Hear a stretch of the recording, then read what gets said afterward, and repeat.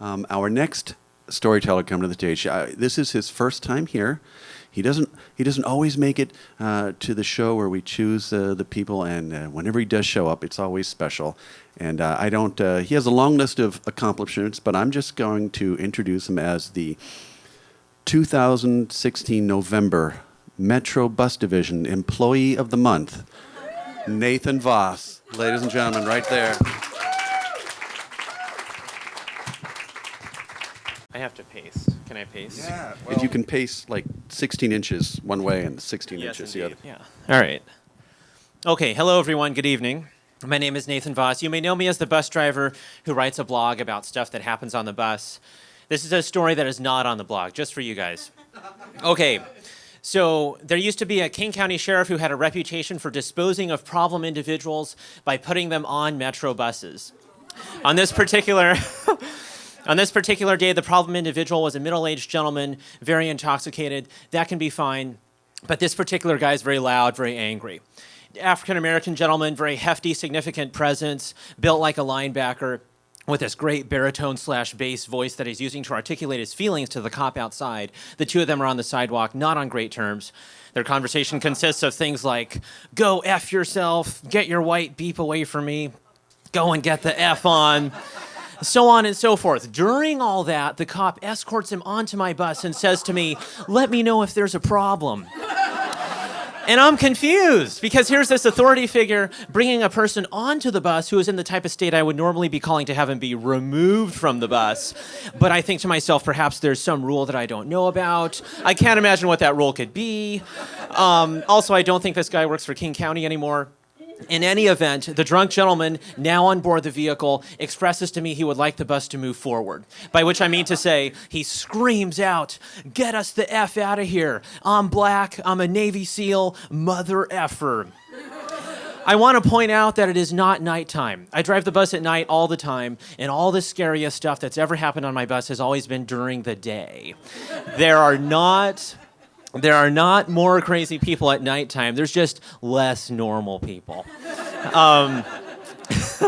It's afternoon rush hour, and having one intoxicated angry guy on the bus could be an issue, but we have two intoxicated angry guys on the bus because there is already another male who's been on the bus for a little while. Perhaps you know him. He wears a backwards hat, he rides in a wheelchair, and he's very agile. He likes to pop wheelies in his wheelchair. He is the wheelie guy. Wheelie guy knows me and likes me.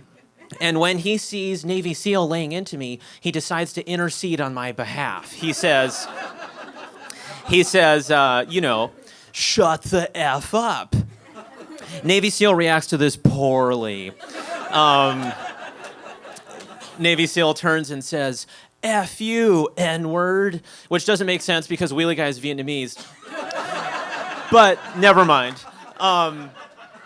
He got the point across. "F you, I'm gonna beat your beep up right now." Wheelie guy, despite being in a wheelchair, responds with enthusiasm. "F me, F you, I'm gonna kick your effing beep."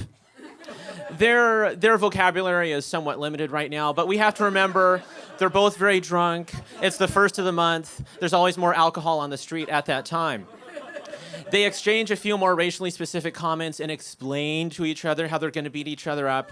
And I interrupt and say, "Gentlemen, whoa, fighting needs to happen outside the bus." I'm not going to tell them to stop fighting. That's not going to happen. But I want to remind them that there's a more appropriate venue. But they can't hear me. They're talking about, "Try and touch me. You think you can touch me." At this point, Angel of 3rd and Marion intervenes. There are not always angels on the bus. I appreciate it when there are. This one is a woman who got on at 3rd and Marion Street, who now takes it upon herself to engage one-on-one with Navy SEAL, try to talk him down, sort of calm him down. As a bus driver, your only weapon of defense is good customer service. I love that. Because 99% of the time, it is way more than enough to solve any problem.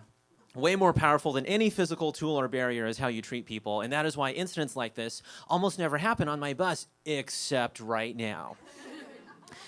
As a bus driver, you have one other tool at your immediate disposal. That is, you can choose to stop driving the bus. This is a very powerful tool you want to use sparingly because it has the potential for pissing people off. Also, it only works if most of the bus likes you. I stop driving the bus. I turn in my chair to face the crowd behind me. When you stop driving the bus, you will eventually have the complete attention of everyone in the vehicle. There are people standing because it's crowded. They look up at me. I gesture for them to move aside, and they do so. I now have a clear line of sight between myself, Navy SEAL, and Wheelie Guy. And I say, gentlemen, we can't be yelling at each other like this. We're not going to fight each other today. We're going to leave that till later. And Navy SEAL interrupts and says, go on, get driving, do your job, let's roll. And I yell out, we are not going to roll. I haven't yelled at anyone since 2010. I don't yell at people, but I am yelling now. And I'm yelling, we're not going to roll till we can chill. I don't want to call the cops. I hate calling the cops. That takes forever. We're just going to forget about all this. We're going to put it in the past. We're going to move forward. We're going to leave this where it is, et cetera, et cetera. And I say, are we cool? Angel of Third and Marion says, yes, we're cool.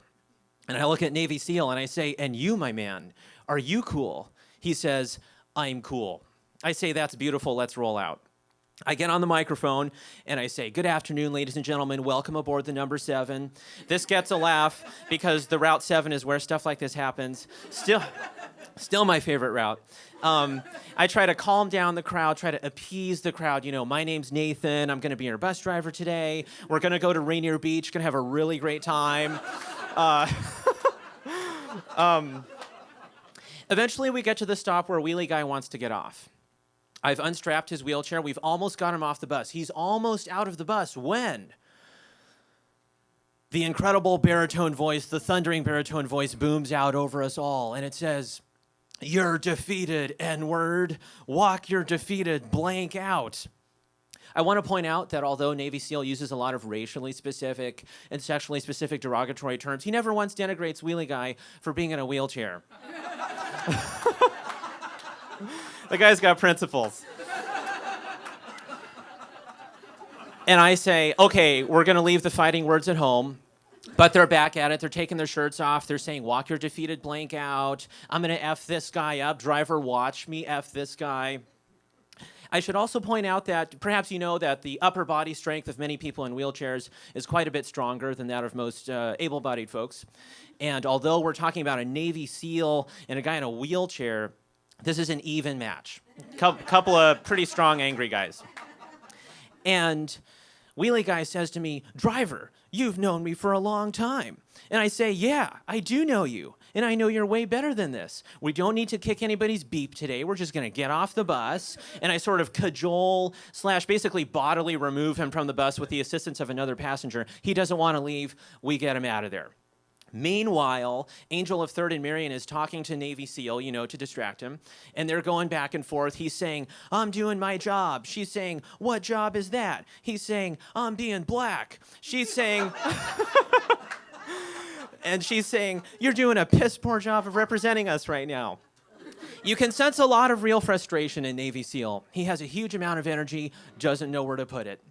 The two of them get off the bus, continue arguing. A couple months later, I'm driving the Metro bus. There's Mr. Navy SEAL at the approaching bus stop, and I am concerned.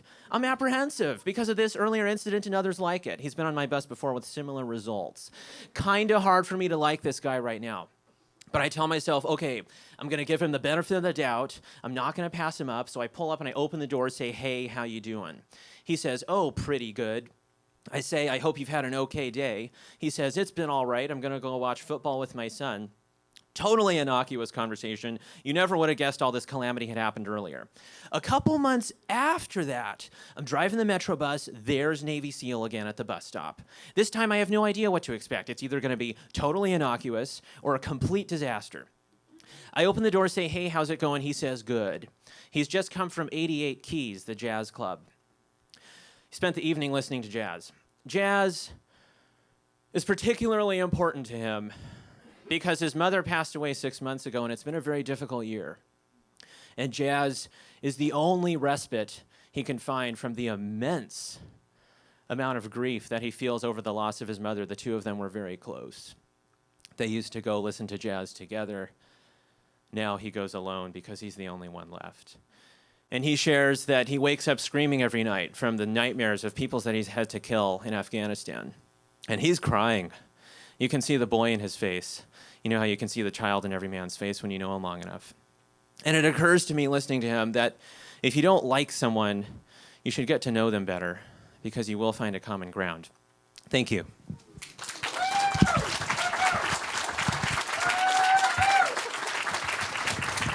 Oh yeah, keep it going for Nathan.